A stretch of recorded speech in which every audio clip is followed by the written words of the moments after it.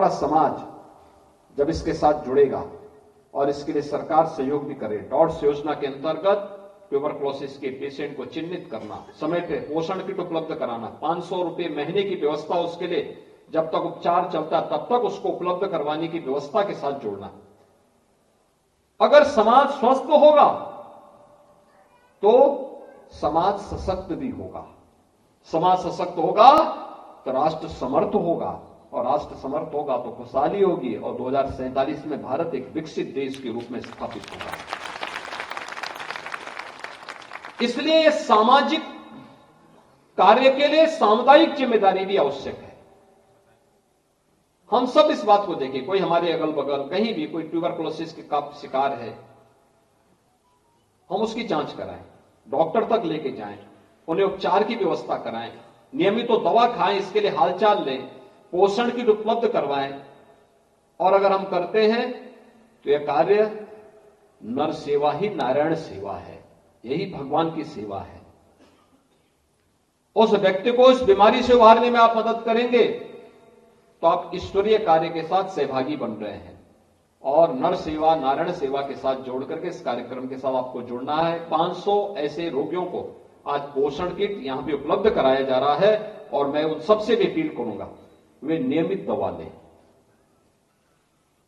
पोषण का पैसा और पोषण किट उन्हें नियमित प्राप्त हो, यह स्वास्थ्य विभाग की जिम्मेदारी है।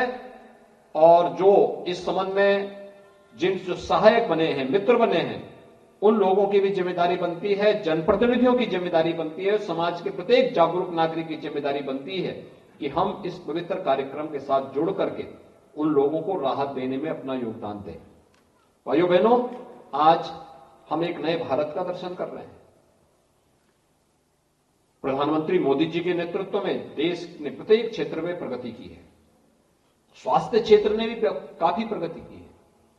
आप देखिए, आज से 6 वर्ष पहले, 7 वर्ष पहले क्या स्थिति थी। पूर्वी उत्तर प्रदेश में एकमात्र मेडिकल कॉलेज गोरखपुर था। आज गोरखपुर में मेडिकल कॉलेज का स्वास्थ्य भी, यानी जो पहले था उसका स्वास्थ्य ही खराब था। मेडिकल कॉलेज जब स्वयं ही बीमार है तो दूसरों का उपचार क्या कराएगा। आज मेडिकल कॉलेज भी अच्छा हुआ है और गोरखपुर में एम्स भी खुल गया है। अब गोरखपुर के साथ साथ देवरिया में मेडिकल कॉलेज चालू हो गया, सिद्धार्थनगर में मेडिकल कॉलेज चालू हो गया, बस्ती में मेडिकल कॉलेज चालू हो गया है, बहराइच में मेडिकल कॉलेज चालू हो गया है,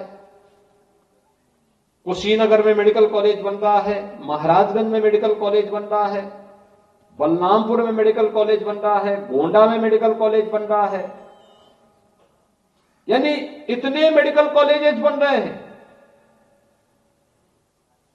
हर जिले में एक मेडिकल कॉलेज बना करके लोगों को बेहतरीन स्वास्थ्य सुविधा उपलब्ध हो, इस लक्ष्य के साथ आज डबल इंजन की सरकार कार्य कर रही है, जिससे लोगों को उनके घर में बैठ करके बेहतरीन स्वास्थ्य सुविधा उपलब्ध कराई जा सके। अच्छी सड़कें, चलने के लिए अच्छी व्यवस्था, अच्छी ट्रेन दी जा रही है, वायु सेवा भी उपलब्ध कराई जा रही है, हर प्रकार की सुविधा उपलब्ध हो। और इस कार्यक्रम के साथ अगर हम सब जुड़ जाते हैं, स्वास्थ्य के प्रति जागरूकता सबसे पहली बात, हमने इस बात को माना है जागरूकता का अभाव भी बीमारी का कारण है। इंसेफ्लाइटिस उसका उदाहरण है।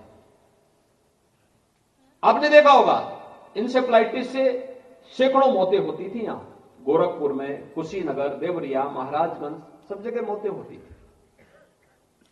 लोग जागरूक नहीं थे, सरकार ने पहल की, समाज आगे आया, परिणाम हमारे सामने आया। 1977-78 से लेकर के 2016-17 तक इन 40 वर्षों में लगभग 50,000 बच्चे इस बीमारी से संक्रमित हुए, ज्यादातर बच्चों की मौतें हुई। और आज 2017-18 से हमने इस पर नियंत्रण करना प्रारंभ किया।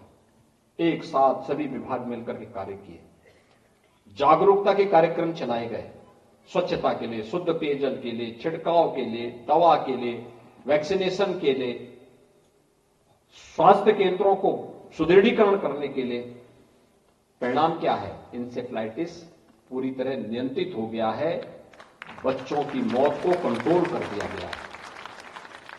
भाइयों बहनों, ये है सही उपकार। ये जाति के नाम पर बांटने वाले लोग तब क्या कर रहे थे? जब एक गरीब का, एक दलित का, एक अल्पसंख्यक के परिवार का कोई बच्चा असमय कालकल्पित हो रहा था, बीमारी की भेंट चढ़ रहा था, तब इनको जाति, मत और मजहब याद नहीं आ रहा था। तब ये लोग चैन की बंसी बजा करके ऐसो आराम की जिंदगी जीते थे।